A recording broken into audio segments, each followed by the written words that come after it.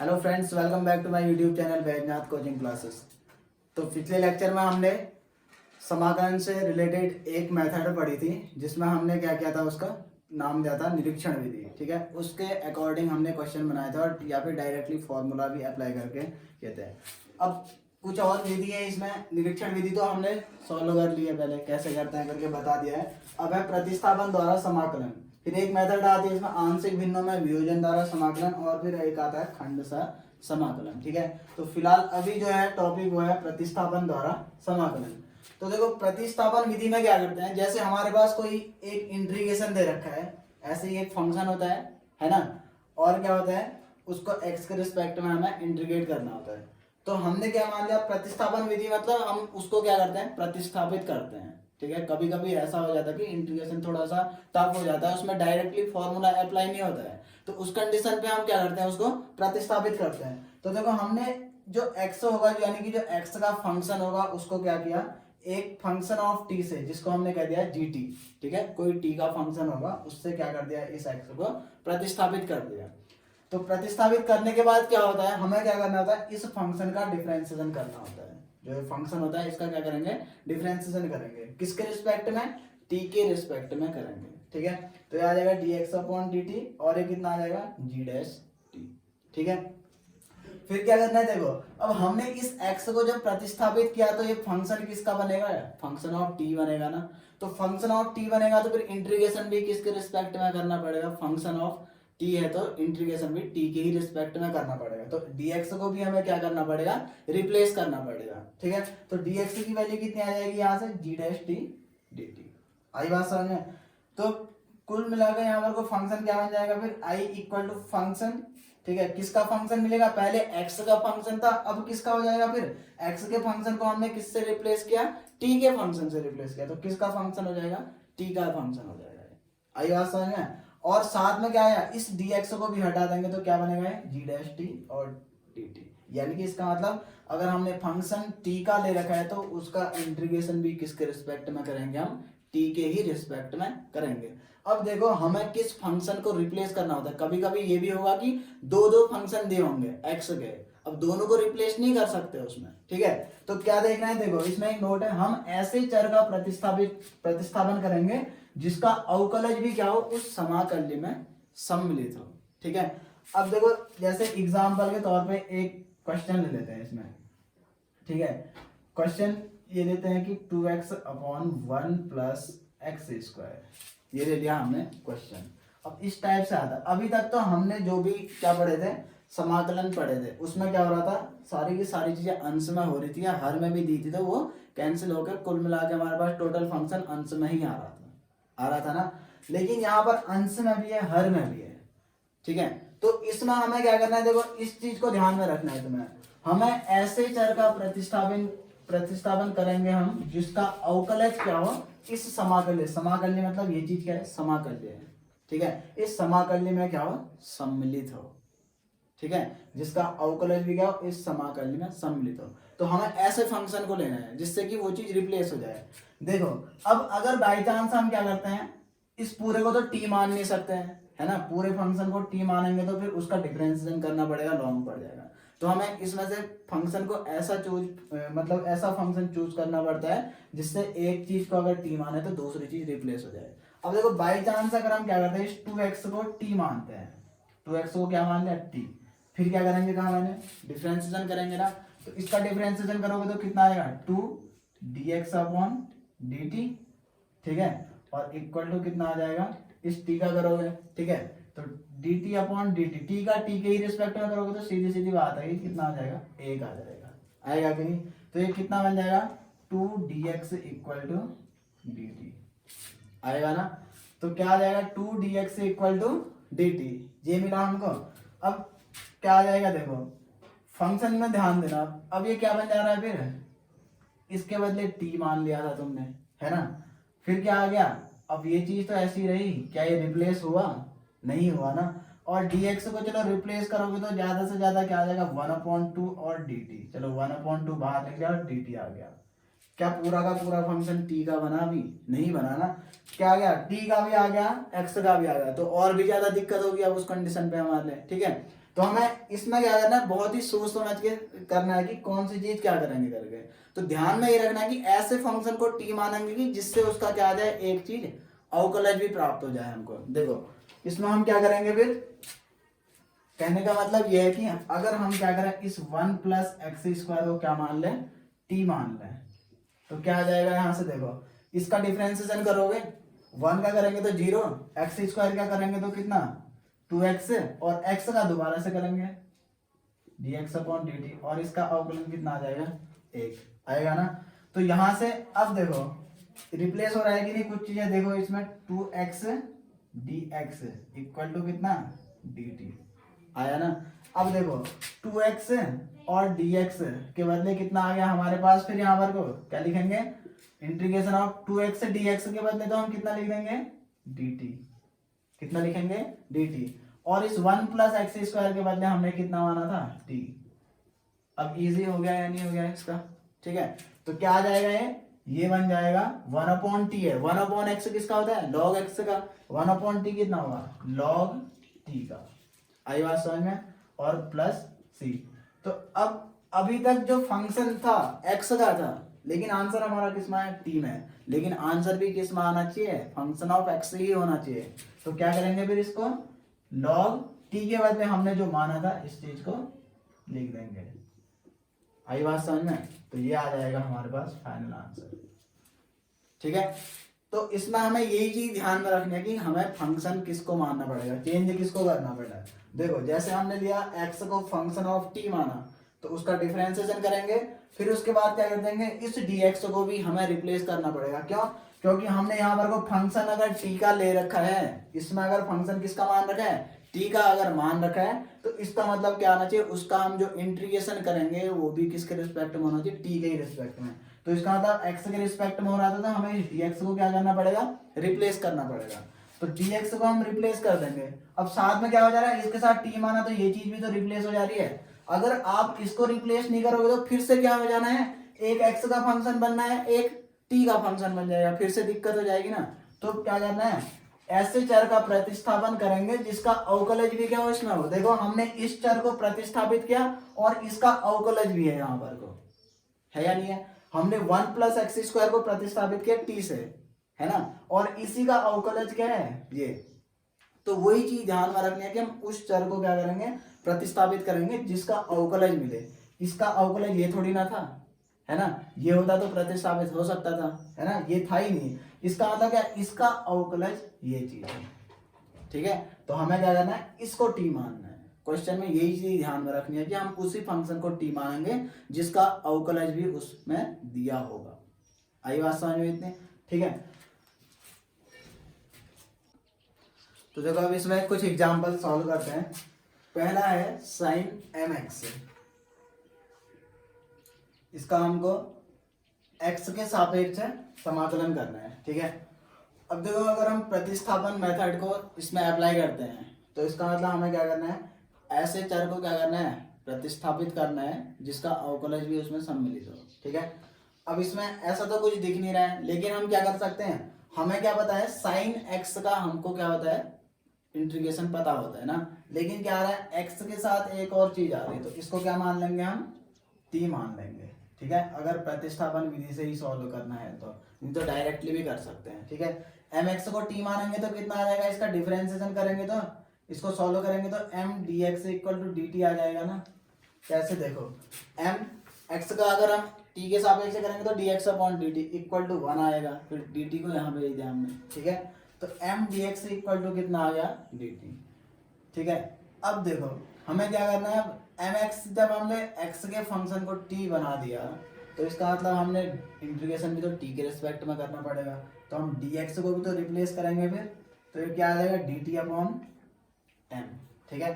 तो हमारे पास जो इंटीग्रेशन है ये क्या बन जाएगा, इसको हमने i मान लिया, ठीक है। तो ये क्या बन जाएगा, साइन t और क्या आ जाएगा dt। अब देखो साइन t का हमको पता है क्या होता है, माइनस का कॉस t, माइनस का कॉस t।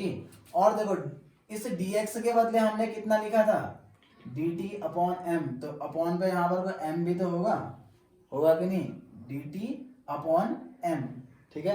तो कितना आ जाएगा माइनस कॉस टी अपॉन कितना आ जाएगा एम। तो कितना बनेगा ये माइनस का कॉस, अब देखो आंसर टी आ रहा है लेकिन फंक्शन एक्स का है, तो ऐसा पॉसिबल है क्या? आंसर भी तो एक्स में ही आना चाहिए ना। तो इसका मतलब क्या है कि इस टी को फिर से हम क्या लिख देंगे, एम एक्स लिख देंगे अपॉन एम।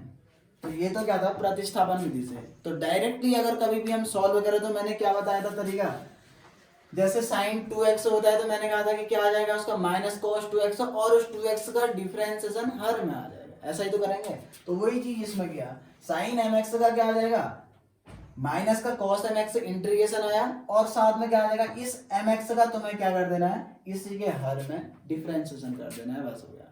आई बात समझ में? इतना सिंपल सा हो जाएगा, एक ही लाइन में हो जाएगा, फिर इतना लंबा कुछ नहीं करना है इसमें, ठीक है। अब देखो इस वाले क्वेश्चन में देखते हैं। अब हर किसी में डायरेक्टली हो तब डायरेक्टली हो ऐसा पॉसिबल नहीं है, ठीक है, हर क्वेश्चन में। तो तब हमें क्या करना पड़ता है, टी मान के करना पड़ता है वहां पर कुछ चीज को सॉल्व, ठीक है। अब देखो जैसे इसमें 2x दे रखा है, साइन एक्स स्क्वायर प्लस 1 दे रखा है ना। अब देखो इस कंडीशन पे हम, अब एक ही फंक्शन होता तो हम, जैसे ये एक ही फंक्शन है तो हम डायरेक्टली इंटीग्रेशन फॉर्मूला लगा करके कर लेते हैं। अब इसमें क्या है, दो फंक्शन दिख रहे हैं, एक ट्रिग्नोमेट्रिक दिख रहा है, एक अलजेब्रिक फंक्शन दिख रहे हैं, ठीक है। तो इस कंडीशन पे हम क्या करते हैं, वैसे तो खंडशः समाकलन से भी होता है होने को तो, ठीक है, लेकिन अभी वो चीज स्टार्ट नहीं हो रही, तो अभी हम क्या करेंगे, इसको प्रतिस्थापन से ही सॉल्व करेंगे। अब देखो कैसे सॉल्व करेंगे, इसमें हमें क्या करना होता है, ऐसे फंक्शन को प्रतिस्थापित करना होता है जिसका अवकलज भी क्या होता है इसमें हमको मिलता है। तो देखो अगर तुम इसको प्रतिस्थापित करोगे तो क्या है, इसका अवकलज ये नहीं है ना। और अगर तुम पूरे साइन इसको प्रतिस्थापित करोगे तो इसका अवकलज क्या आएगा, कॉस एक्स स्क्वायर प्लस 1 फिर इंटू 2x भी आएगा। तो ऐसा तो कहीं है नहीं फिर, है ना। तो इसका मतलब हमें क्या करना है, केवल इतने फंक्शन को क्या कर देना है, प्रतिस्थापित कर देना है बस। तो क्या लिखेंगे, माना x square plus 1 equal to कितना मान लिया हमने, टी। आई बात समझ में?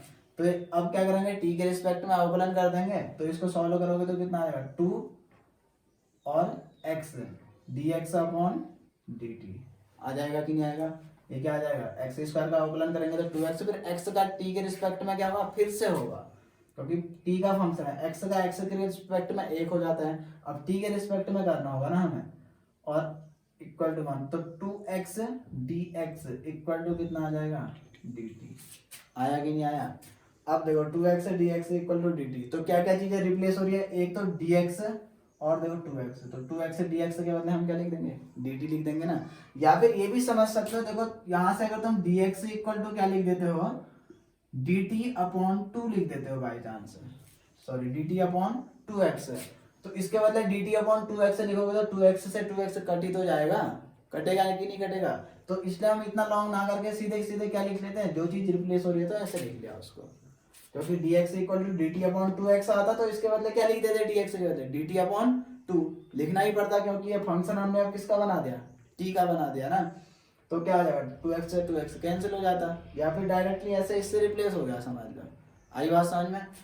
तो इंटीग्रेशन क्या मिल जाएगा फिर हमारे पास, 2x और dx के बदले तो हम क्या लिख लेंगे, dt, ठीक है। और ये क्या आ जाएगा, साइन, और इस एक्स स्क्वायर प्लस 1 के बदले में कितना आ जाएगा, t, ठीक है। क्योंकि ये फंक्शन t का बना था इसलिए हमको क्या करना पड़ा, इंटीग्रेशन भी t के रिस्पेक्ट में। तो कितना आ जाएगा, माइनस का कॉस और क्या आ जाएगा, t, ठीक है। फिर आ जाएगा माइनस का कॉस, t के बदले हमने कितना मान रखा है यहाँ पर, एक्स स्क्वायर प्लस 1। अब देखो थर्ड क्वेश्चन है, 10 की power 4 root x sec square root x dx upon root x. अब देखो हमें क्या करना है, ऐसे फंक्शन को रिप्लेस करना है जिसका अवकलन इसमें मिले हमको, ठीक है। तो पहले थोड़ा सा इसको चेंज कर लेते हैं। देखो इसको हम क्या लिख सकते हैं, 10 रूट एक्स की पावर 4 ऐसा लिख सकते हैं, ठीक है। क्योंकि इसकी पावर 4 का मतलब क्या हुआ, यानी कि 10 रूट एक्स की जो वैल्यू आएगी, ये भी इसका मतलब भी यही हुआ कि 10 रूट एक्स की जो वैल्यू आएगी उसकी पावर 4। आई बात समझ में? इसका मतलब ये नहीं हुआ कि इसकी पावर में 4 अलग है और इसकी पावर में 4 अलग, ऐसा नहीं होता है, ठीक है। इसका कहने का मतलब क्या हुआ कि 10 रूट एक्स का जो मान आएगा उसकी पावर 4 हुआ, तो ऐसे इसको हम लिख सकते हैं, ठीक है। और क्या आ जाएगा, sec square root x dx upon कितना है रूट एक्स। अब देखो हमें ऐसे फंक्शन को चेंज करना है जिसका अवकलज भी हो, ठीक है, इसमें मिले हमको। तो सेक स्क्वायर एक्स का अवकलज ये नहीं होता है, होता है क्या, नहीं होता है ना। सेक स्क्वायर एक्स का समाकलन तो ऐसा आ सकता है लेकिन अवकलन नहीं आ सकता है, ठीक है। लेकिन 10x का सेक स्क्वायर एक्स होता है, तो इसका मतलब हमें किसको मानना पड़ेगा कि इसमें मानना पड़ेगा हमको 10 रूट एक्स को कितना मानना पड़ेगा, t मानना पड़ेगा, ठीक है। 10 रूट एक्स को क्या मानेंगे, t। तो इसका अगर हम डिफरेंशिएशन करेंगे तो कितना आ जाएगा फिर सेक स्क्वायर, ठीक है, रूट एक्स। अब इस रूट एक्स का दोबारा से डिफरेंशिएशन होगा, तो रूट एक्स का अगर हम डिफरेंशिएशन करेंगे तो कितना आ जाएगा 1/2 और रूट एक्स का डिफरेंशिएशन आप लोगों ने पहले 5 चैप्टर में भी किया होगा। क्या हो जाएगा, x की पावर 1/2 है, फिर x की पावर n वाला फॉर्मूला अप्लाई कर देंगे इसमें, ठीक है। कितना आ जाएगा ये 1/2 रूट एक्स। एक बार देख लो कैसे करेंगे करके। x की पावर n वाला फॉर्मूला लगाएंगे तो क्या होता है n, x की पावर n-1, तो कितना आ जाएगा 1/2, और ये क्या बन जाएगा x की पावर -1/2। फिर क्या लिख सकते हैं 1/2। अब x की पावर -1/2 है, इसको हर में लाएंगे तो +1/2। x की पावर 1/2 का मतलब क्या होता है, फिर रूट आ जाएगा। और फॉर्मूला कौन सा अप्लाई किया हमने, डिफरेंशिएशन ऑफ x की पावर n, तो ये होता है n x की पावर n-1, ठीक है। तो इस फॉर्मूले से ये आ जाएगा। फिर उसके बाद हमने पहले किसका किया 10x का, फिर रूट x का, अब किसका होगा x का दोबारा से हो जाएगा। तो x का दोबारा से करेंगे तो dx/dt, यहाँ कितना आ जाएगा 1, ठीक है। अब ये टोटली वैल्यू क्या मिलेगी हमको, देखो सेक स्क्वायर रूट एक्स, ठीक है, अपॉन पे लिख लेते हैं रूट एक्स, और ये dx इक्वल टू कितना लिख लेते हैं यहाँ पर को dt, और इस 2 को यहाँ भेज देंगे तो ये आ जाएगा 2dt। अब देखो इतनी चीजें हमारे पास रिप्लेस हो रही है नहीं हो रही है, देखो सेक स्क्वायर रूट एक्स और dx, sec square root x और dx हो रहा है ना, और अपॉन पे जो रूट एक्स है, तो इतना जो स्टेप आ रहा है हमारे पास, ये वाला स्टेप क्या हो जा रहा है 2dt से क्या हो जा रहा है, रिप्लेस हो जा रहा है, हो रहा है ना। यानी कि कुल मिला के टोटल फंक्शन हमारे पास क्या बनना चाहिए, t का ही बनना चाहिए। आई बात समझ में। तो देखो फिर अब इसको सॉल्व करेंगे तो कितना आ जाएगा, इस वाले में रख देंगे वैल्यू इसकी। तो 10 रूट एक्स का मान कितना है, 10 रूट एक्स का मान है t, तो t की पावर 4 आ जाएगा, ठीक है। और कितना आ जाएगा, इतने के बदले में कितना लिखेंगे हम 2dt, 2 को बाहर ले लेते हैं और ये क्या आ जाएगा dt, ठीक है। अब इसका इंटीग्रेशन करेंगे तो i बराबर कितना आ जाएगा, ये 2, t की पावर 4 का करेंगे तो क्या आ जाएगा t की पावर 5/5, ठीक है, और प्लस c 2, और t की पावर 5 है, t का जो मान रखा है उसको ले लेंगे, कितना आ जाएगा 10 की पावर 5 रूट x अपॉन कितना आ जाएगा 5, है ना। 10 रूट x की पावर 5 का मतलब यही तो हुआ, और प्लस कितना आ जाएगा c, ये इसका आंसर आ जाएगा। देखो 14 क्वेश्चन है इसमें, sine tan inverse x upon 1 plus x square, ठीक है। इसको देखो थोड़ा सा सिंपल करेंगे हम, इसको ऐसा लिख सकते हैं, देखो साइन फिर tan इनवर्स x, ठीक है, और इनटू में हमने क्या मान लिया 1/1 प्लस एक्स स्क्वायर, ऐसा मान सकते हैं ना, इसको इनटू में लिख लें, या फिर इसी के अपॉन पे तो आएगा ये चीज, तो थोड़ा सा समझने के लिए कर रखा है मतलब ऐसा, ठीक है।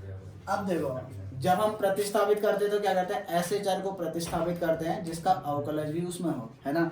अब देखो इसको अगर हम प्रतिस्थापित करेंगे t से, तो इसका क्या अवकलन मिल रहा है, कुछ हमको नहीं मिल रहा है ना। लेकिन साइन को अगर हम प्रतिस्थापित करें, साइन tan इनवर्स x को, फिर इससे भी नहीं मिल रहा है। अगर हम केवल tan इनवर्स x को प्रतिस्थापित करें तो उससे मिल जा रही है, ठीक है। देखो क्या मिल रहा है, अगर हम tan इनवर्स x को t माना है, ठीक है, तो tan इनवर्स x का जो डिफरेंशिएशन होता है वो कितना आता है 1/1 प्लस एक्स स्क्वायर आता है ना। और x का दोबारा से होगा तो क्या आ जाएगा dx/dt, उस dt को यहाँ पे लेंगे तो क्या आ जाएगा। कभी भी ऐसी चीज दिखती है तो सीधे सीधे क्या लिख देना है, इसका डिफरेंशिएशन कर लिया, फिर उसके बाद यहाँ पर वो dx लिख दिया, इस साइड dt लिख दिया, क्योंकि x का करोगे तो dx/dt बनेगा, यहाँ 1 हो जाएगा ना। अब dt को यहाँ भेज दोगे, बात तो वही है। तो हम क्या करेंगे, सीधे सीधे dx इक्वल टू dt इस टाइप से लिख लेंगे, जैसे x बराबर t है तो dx इक्वल टू dt लिख दिया उसको सीधे ही, आई बात समझ में। अब देखो इस फॉर्मूले को, अब जो जो चीज़ हमारे पास आ रखे हैं यहाँ पर को रख देंगे, ठीक है। तो क्या आ जाएगा, साइन टेन इनवर्स एक्स के बदले हमने क्या माना है, टी माना है ना। और देखो dx अपॉन पे 1 प्लस एक्स स्क्वायर, तो इसके बदले में क्या रखा है हमारे पास, dt। तो साइन टी का जो इंटीग्रेशन होता है ये क्या आता है, माइनस का कॉस टी और प्लस क्या आ जाएगा सी, ठीक है। तो माइनस का कॉस और टी के बदले में हमने कितना रखा है यहाँ पर को, टेन इनवर्स एक्स, ठीक है, और प्लस सी, ये आंसर आ जाएगा इसका। अगर आप लोगों को ये वीडियो पसंद आई है तो वीडियो को लाइक करें, कमेंट करें और शेयर करें, साथ ही साथ चैनल को सब्सक्राइब करें।